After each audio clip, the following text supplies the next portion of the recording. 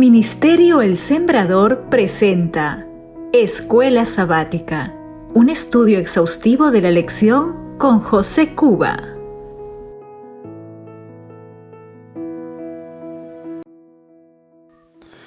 Buen día, amigos y hermanos.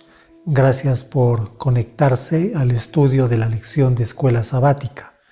Este espacio es promovido por el Ministerio Adventista El Sembrador. Entramos a una nueva semana donde estaremos estudiando la lección número 4.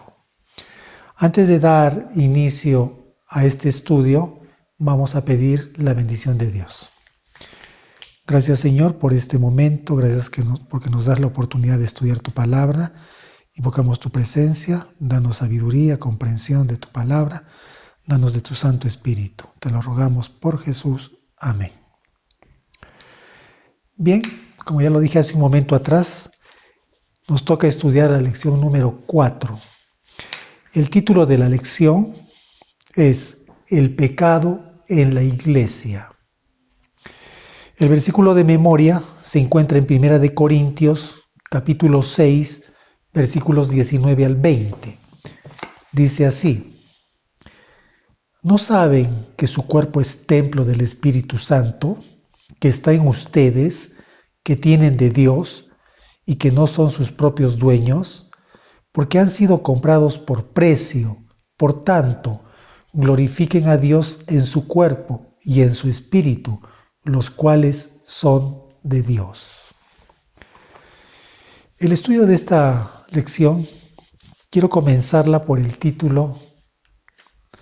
Dice el pecado en la iglesia, ¿no? Ese es el título del tema que vamos a estar estudiando durante toda esta semana en Escuela Sabática. Varias veces he escuchado lo mismo. Una vez una señora me dijo: antes de hacerme cristiana, tenía un gran anhelo y mucha ilusión de unirme a la iglesia, porque pensaba que dentro de la iglesia las cosas eran diferentes al mundo. Cuando finalmente me uní a la iglesia, me desilusioné, me dijo la señora. Yo le pregunté, ¿por qué? Ella me dijo que al ingresar a la iglesia había visto que muchas de las cosas que se hacen en el mundo también se hacían dentro de la iglesia. El testimonio de esta señora nos recuerda lo siguiente, que el mayor desafío para la iglesia no es enfrentar lo que viene de afuera, sino lo que sucede adentro. Y precisamente esto es algo que el apóstol San Pablo tuvo que enfrentar, lidiar, ¿no?, con la iglesia de Corinto. Recordemos que en la iglesia de aquel tiempo hubieron divisiones, disensiones, hubo prostitución, fornicación, adulterio y otros muchos pecados que contradecían el evangelio que los corintios predicaban. Durante esta semana vamos a estar considerando el método pastoral que el apóstol San Pablo utilizó para dar solución a estos problemas en la iglesia de Corinto. También recogeremos aquellas enseñanzas que la iglesia de hoy necesita para poder solucionar problemas semejantes. Vamos ahora a la sección del día domingo. Nos presenta un punto importante: disonancia entre la fe y la práctica. La lección nos invita a ir a 1 Corintios, capítulo 5, versículos 1 hasta el 13. Yo te invito a que tú leas todo ese capítulo en tu Biblia. Yo voy a leer solamente algunos versículos, lo que he considerado más importante. Dice así: de cierto se oye que hay entre vosotros fornicación, y tal fornicación cual ni aun se nombra entre los gentiles. ¿No deberíais más bien haberos lamentado para que fuese quitado de en medio de vosotros el que cometió tal acción? el tal sea entregado a Satanás para destrucción de la carne, a fin de que el espíritu sea salvo en el día del Señor. Quitad pues a ese perverso de entre vosotros. Recordemos que todo pecado ofende a Dios y hace culpable a la persona que lo cometió. Existen pecados graves y escandalosos. Un pecado escandaloso es aquel que hace escándalo público y denigra el testimonio de la iglesia. Un pecado escandaloso no solamente deshonra a Dios, sino que también desorienta a las personas que están fuera de la iglesia como aquellas que están dentro, porque rompe con la integridad y la confianza de toda la comunidad. El apóstol Pablo hace referencia a esta clase de pecado cuando dice que en la iglesia de Corinto había incesto. Aún entre los paganos, este pecado era algo repudiable. Bien claro es Pablo cuando dice al respecto lo siguiente: tal inmoralidad que ni aún entre los gentiles se nombra. Al ocurrir este pecado en la iglesia de Corinto, lo que estaba sucediendo era que la comunidad estaba dejando de ser sal y un buen testimonio para los paganos. Entonces los paganos, al mirar esto en la iglesia, el pecado que había, lo que harían sería señalarla, decir: miren, aquellos que dicen que debemos vivir una vida pura, hacen lo mismo. ¿Dónde está entonces lo que tanto hablan? ¿En qué se distinguen? Cuando el apóstol San Pablo se entera del pecado que había en la iglesia de Corinto, inmediatamente toma medidas y le pide a la iglesia que actúe rápidamente, que no sea indiferente a esta situación, que erradique, que quite el pecado de la iglesia y que de esa manera se restaure la santidad dentro de la comunidad. ¿Qué enseñanza nos deja esto para nosotros, para la iglesia de hoy? Que no debemos ser indiferentes cuando vemos pecado dentro de la iglesia, que debemos actuar rápidamente para eliminar todo aquello que ofende y deshonra al Señor. Debemos tener celo por Dios y por el cuerpo de Cristo. Y esta es la enseñanza que lo que el apóstol Pablo hizo. Eso nos deja una enseñanza para nosotros. De la misma manera como Pablo actuó en ese tiempo, nosotros también como iglesia debemos hacer hoy en día. Bien, pasamos ahora a la sección del día lunes, lidiando con los escándalos. Claramente se nota que es una continuación de un día antes. Y nos invita también a ir a 1 Corintios, capítulo 5, versículos 1 al 3. En el capítulo 5, lo que el apóstol San Pablo hace es enseñarle a la iglesia cómo debe lidiar con los escándalos. Y aquí hay 3 puntos que debemos de considerar. Primer punto: sucede muy a menudo, ¿no?, que a veces algún miembro de iglesia, por amistad, por parentesco o porque tiene temor por alguien que ejerce mucha influencia en la iglesia, tolera, minimiza y normaliza el pecado. Y esto no debería ser así. El apóstol San Pablo es muy claro. Él nos llama a tener celo por la santidad de Dios. Quiero compartirles dos versículos que debemos utilizarlos para reflexionar. El primero se encuentra en Santiago capítulo 4, versículo 4, que dice: todo aquel que se hace amigo del mundo se constituye en enemigo de Dios. Esto debe hacernos reflexionar, llevarnos a comprender de que no debemos minimizar ni normalizar el pecado dentro de la iglesia, porque eso significa hacernos enemigos de Dios. En el Salmo 69:9 encontramos las palabras que Jesucristo pronunció varias veces durante su ministerio, ¿no? El celo de tu casa me consume. Esta escritura nos enseña, ¿no?, de que debemos tener celo por la santidad de Dios, ¿no? Celo por su casa. Punto número 2. Hay dos clases de pecados. Hay un pecado privado, donde para solucionarlo lo que tenemos que hacer es conversar con las personas simplemente de manera personal, hacerlo con sabiduría, con espíritu cristiano, con el amor de Dios, exhortándolo.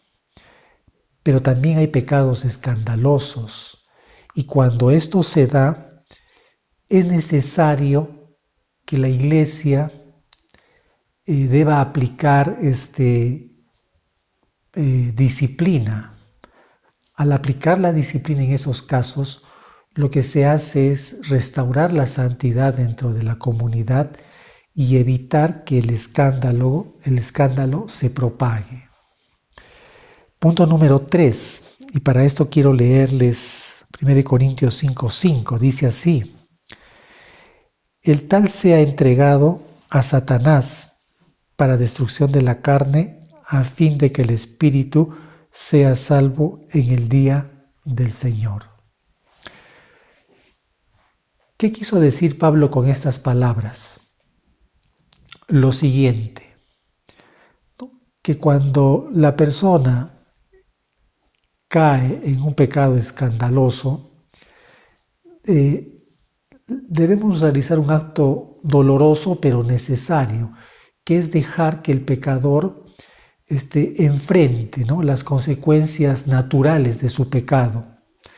Pues al tocar fondo por causa de su pecado, se abre la posibilidad a que pueda experimentar un verdadero arrepentimiento. Entonces estamos viendo, ¿no?, que hay 3 puntos muy importantes que debemos tomar en cuenta a la hora de enfrentar, ¿no?, los pecados escandalosos dentro de la iglesia. La sección del día martes nos presenta el siguiente punto: protegiendo la identidad de Dios. Y se nos invita a ir a 1 Corintios, capítulo 6, versículos 1 hasta el 11. Yo voy a leer solamente algunos versículos. Yo te invito a que tú lo leas el capítulo entero en tu Biblia. Dice así: ¿osa alguno de vosotros, cuando tiene algo contra otro, ir a juicio delante de los injustos y no delante de los santos? Pues, ¿qué? ¿No hay entre vosotros sabio, ni aun uno, que pueda juzgar entre sus hermanos? Sino que el hermano con el hermano pleitea en juicio, y esto ante los incrédulos. Así que, por cierto, es ya una falta entre vosotros, que tengáis pleito entre vosotros. ¿Por qué no sufrís más bien el agravio? ¿Por qué no sufrís más bien el ser defraudados? Pero vosotros cometéis el agravio y defraudáis, y esto a los hermanos. Recordemos que en la iglesia de Corinto habían problemas, habían pleitos entre los hermanos. Y estos pleitos querían ser llevados por los miembros de iglesia. Sus pleitos entre ellos querían ser llevados para ser resueltos ante el poder judicial. Y Pablo lo que quería era evitar justamente esto, no porque Pablo quisiera ocultar el pecado o fomentar la hipocresía, sino que lo que Pablo estaba haciendo era evitar que el nombre de Dios quede deshonrado y manchado el buen nombre de la iglesia. Lo que Pablo está tratando de hacer es que los problemas, los pleitos que habían dentro de la iglesia se resolvieran dentro de la iglesia. Y para eso Pablo dice, ¿no?, que no hay entre nosotros personas consagradas, No hay hombres sabios, espirituales, maduros en la fe que puedan hacerse cargo de estos pleitos entre nosotros y resolverlos. Y eso es lo que debería hacerse, ¿no? Los problemas internos de la iglesia, las situaciones complicadas que se presentan, deben ser resueltas dentro de la iglesia por personas maduras en la fe. Pero esto que digo tiene que tener un punto de equilibrio. Y Pablo justamente nos lleva a ese equilibrio cuando nos lleva a Romanos capítulo 13, versículos 1 al 5. Fíjense lo que dice. Sométase toda persona a las autoridades superiores, porque no hay autoridad sino de parte de Dios. Y las que hay por Dios han sido establecidas, de modo que quien se opone a la autoridad, a lo establecido por Dios resiste, y los que resisten acarrean condenación para sí mismos. Porque los magistrados no están para infundir temor al que hace el bien, sino al malo. ¿Quieres, pues, no temer la autoridad? Haz lo bueno, y tendrás alabanza de ella, porque es servidor de Dios para tu bien. Pero si haces lo malo, teme, porque no en vano lleva la espada, pues es servidor de Dios, vengador, para castigar al que hace lo malo. Aquí Pablo lo que nos está diciendo, que cuando en la iglesia se cometen actos que constituyen delitos o crimen, ya no entran en la categoría de pleitos. Por lo tanto, eso ya no puede ser solucionado dentro de la iglesia. Más bien lo que hay que hacer en esa circunstancia es recurrir a las autoridades civiles que han sido establecidas por el Señor. Ellos ya deben hacerse cargo de esta situación. De esa manera, la iglesia lo que está haciendo es actuar con verdad, con justicia y de manera responsable. No solamente en lo eclesiástico, también de esa manera está expresando su respeto por la autoridad civil. Es interesante, ¿no?, cómo Pablo nos enseña de qué manera, ¿no?, proteger la identidad de la iglesia. La sección del día miércoles, el antídoto contra la inmoralidad sexual. Recordemos que la prostitución, la fornicación, el adulterio son formas de inmoralidad sexual, ¿no? Y esto había en la iglesia de Corinto. Esto es algo que el apóstol Pablo tuvo que enfrentar. Y hoy en día, los creyentes, la iglesia de hoy, no estamos libres de poder caer en este tipo de pecados.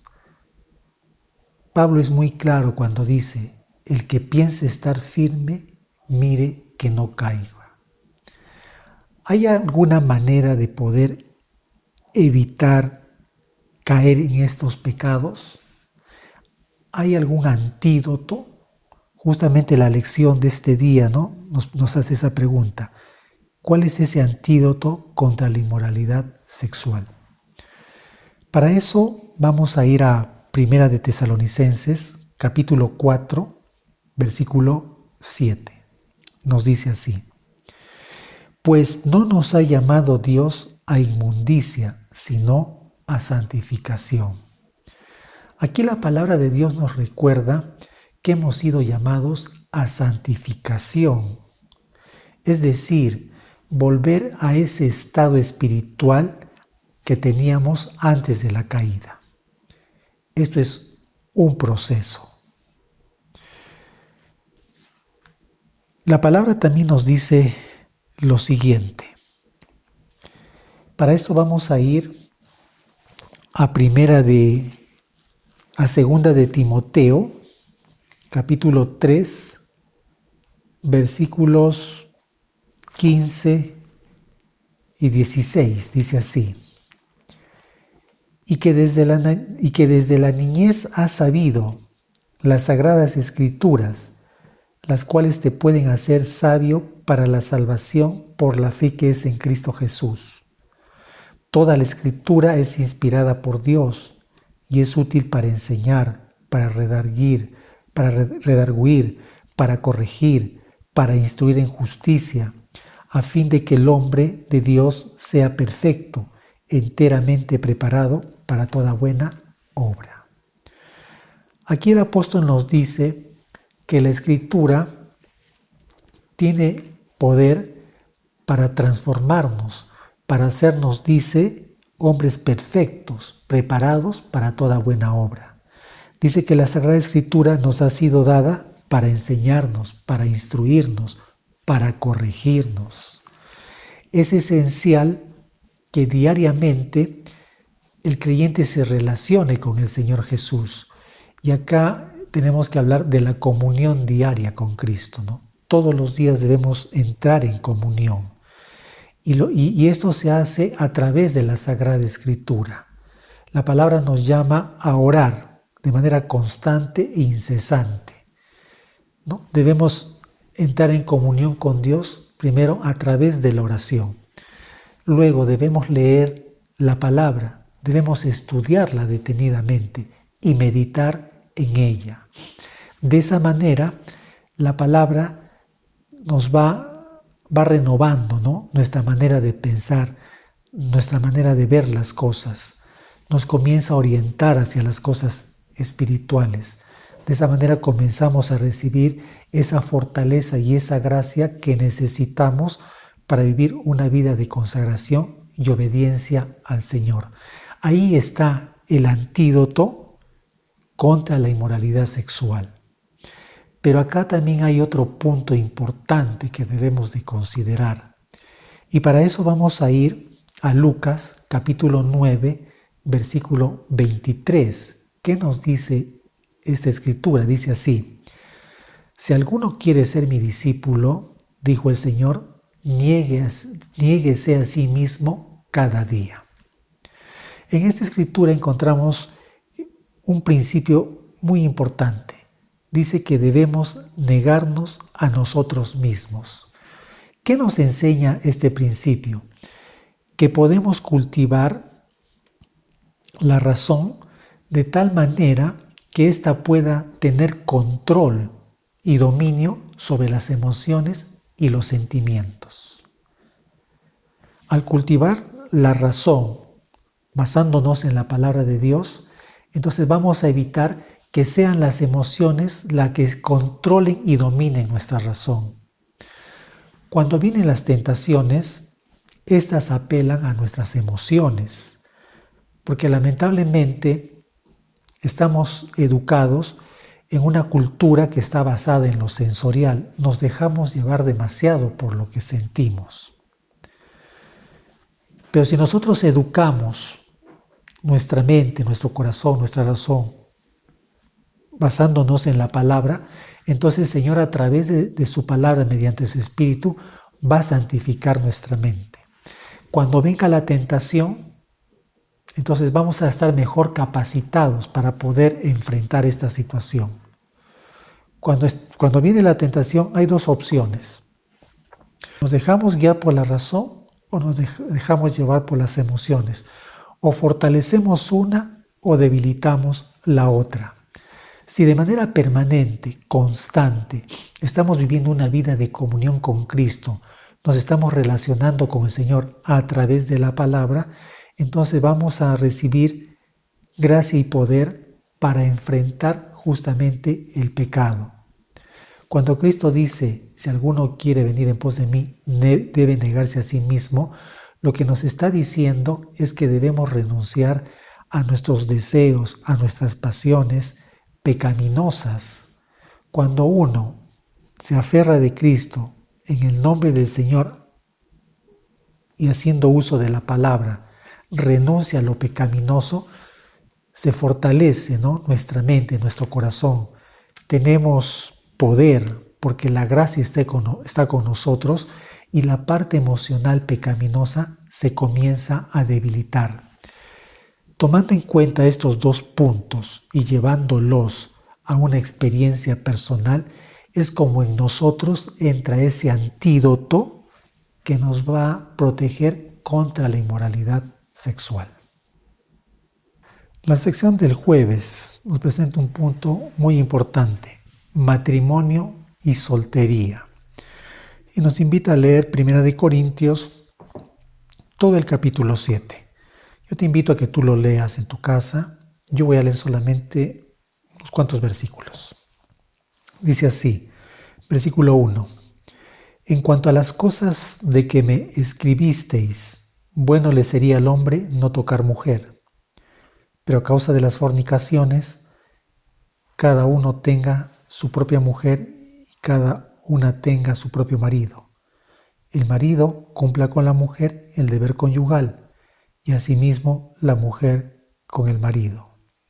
La mujer no tiene potestad sobre su propio cuerpo, sino el marido, ni tampoco tiene el marido potestad sobre su propio cuerpo, sino la mujer.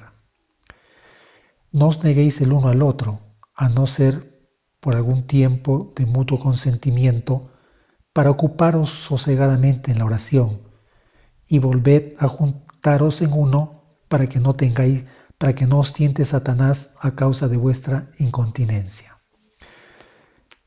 Versículo 8.